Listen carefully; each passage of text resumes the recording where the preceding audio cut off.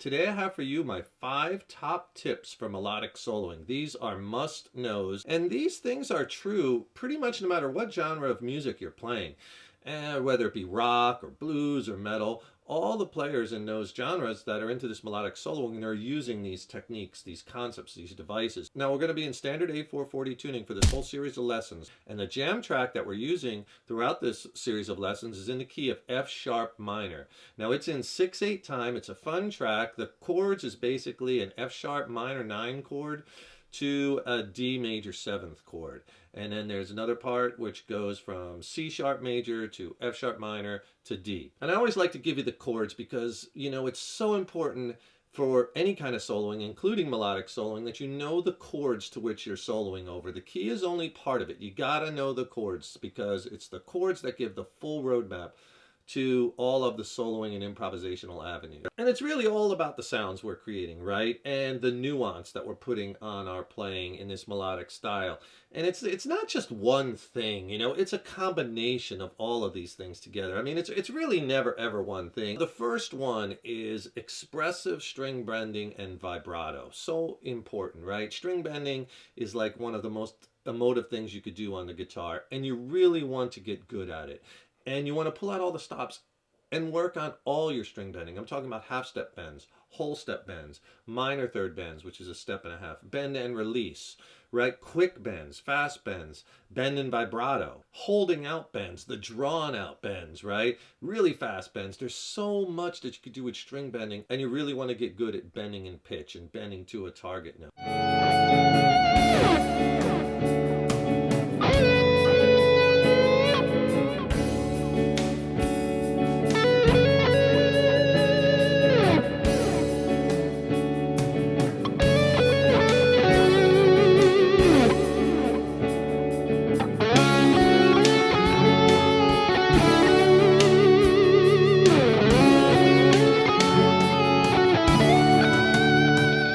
Number 2, having a lyrical quality to some of your guitar lines, kind of like some vocal ideas on guitar, having this singing quality to some of your guitar lines. You don't have to do it to everyone, but you want to have that in there, right? And if you listen to some of the great melodic players, someone like David Gilmour from Pink Floyd, right? Their guitar solos, they're almost singable.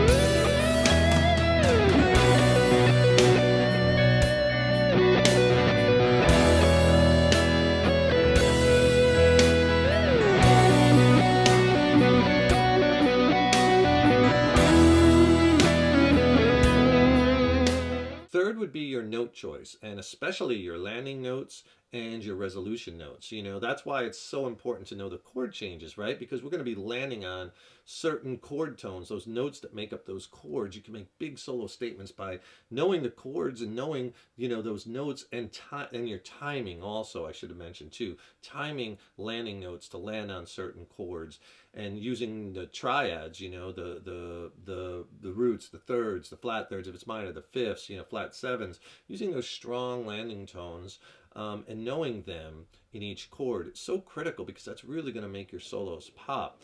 As well as, sometimes you might not want to land on those strong notes. You might want to kind of suspend it a little bit and make the listener wait a little bit to get that payoff of going back to the root note, or to have that resolution, right? Make them wait a little bit and use some of the other notes in the scale. So knowing that, having the knowledge of what notes you like over certain chords, right? And studying the relationship between chords and scales and knowing those notes, it's a big deal.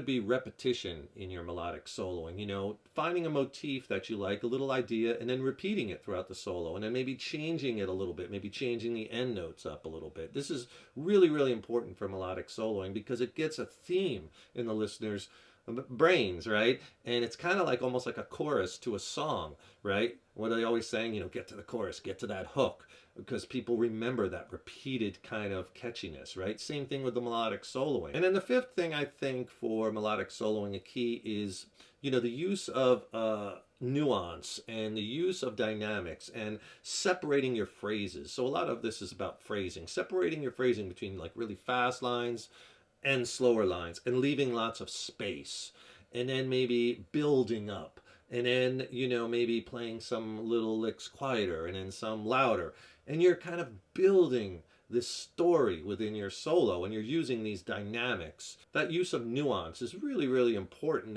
Holding your notes out, and use of vibrato, and the dynamics as you're building your lead lines, and you're kind of telling a story within the song, story within a story, so to speak.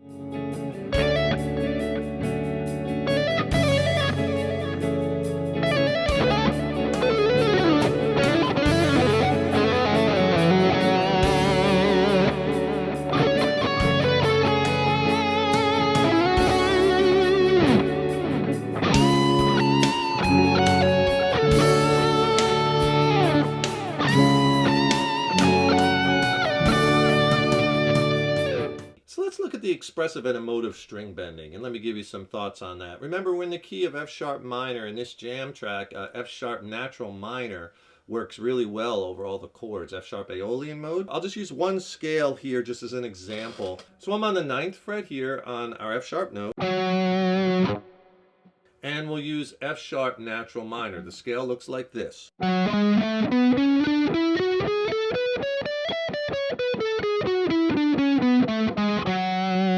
So one of the things in melodic soloing that we use a lot is half-step bends. Half-step bends are just have that melodic quality to them, and you need to be using, for the most part, diatonic scales. Like in minor, if you're just using minor pentatonic, there's no half steps in that scale, right? It's all whole steps, 2 frets or minor third, 3 frets apart, all the notes.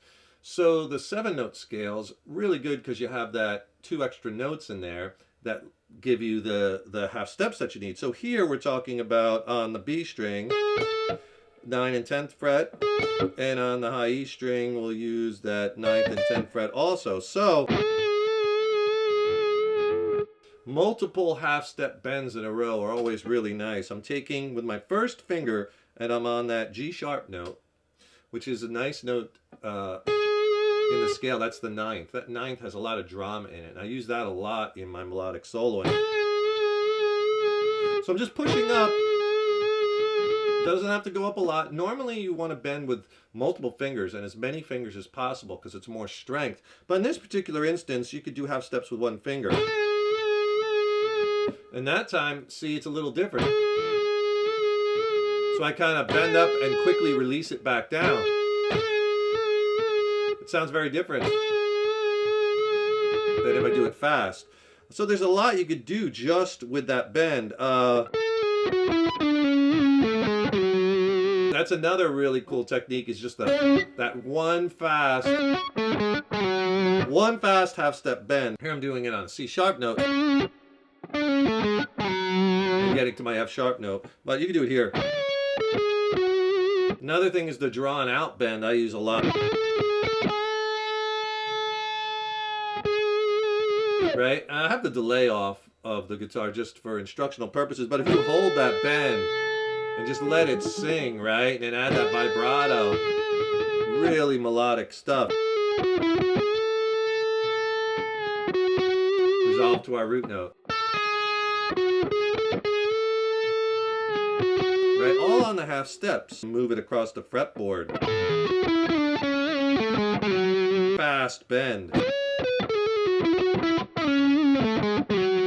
So here's a few whole step bends I really like in the scale. If you're on the B string and you bend that 12th fret, you're bending the B up to the C sharp, and that's a great bend because that C sharp is the 5th in the scale, and that's a strong note.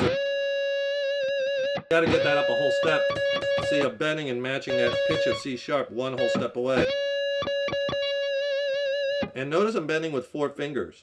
The more fingers you could bend with, the better. More strength, more accuracy. And then I put some vibrato at the end often at the bends, especially when you're holding them. That's a little bit harder technique, but you got to practice bending it up, holding it, and then shaking the note, shaking your hand, and you get that bend and vibrato. Another cool bend would be something like this. Okay, so what I did there, I bend up a whole step, but I quickly killed the note. Bend and kill. Then I release it and strike the note unbent. And I add that vibrato. That's so important too, that really sweet sounding vibrato.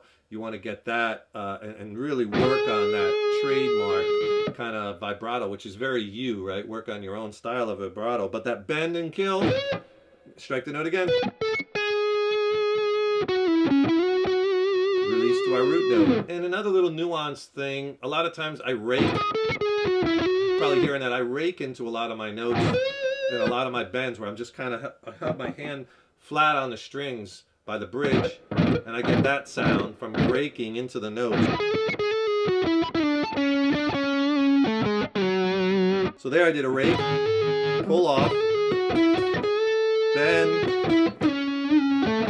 slide, but when I slid, I did a quick bend and descended down to my root note F sharp. Here's another bend I like, bending to our root note. So this time on the high E string, we're going to bend at the 12th fret. And I'm bending that E up to the F sharp. So there, I raked into it. And I just played right up the scale. There I'm doing a little trick where I'm kind of catching the B string. As I have this bent on the high E, I catch the B string under the tip of my pinky finger, and I get that overtone. I'm not hitting both strings. It's just something you just got to kind of feel and catch one string under your finger as it's bent, and then you hit both, and you can kind of get the cool sound. So whole step bend on that B string, whole step bend on that high E. That nuance you're putting almost on every note. Bend, vibrato, slide, pull off, hammer on. Those little things, the string rate. Kind of goes into what I was saying before, right? It's not just one thing. You're doing a multitude of things and adding all this nuance in this real melodic style. All right, I think I'll let that marinate with you a little bit. So work on your expressive string bending and all the different types of bending, right? You know the 5 things. Practice over jam tracks. Really drill down on these things, and it'll really make a difference in your playing. Thanks so much for checking out this lesson. Keep up all that hard work on those guitars. Keep having fun with them. And remember, your guitar playing is an evolution.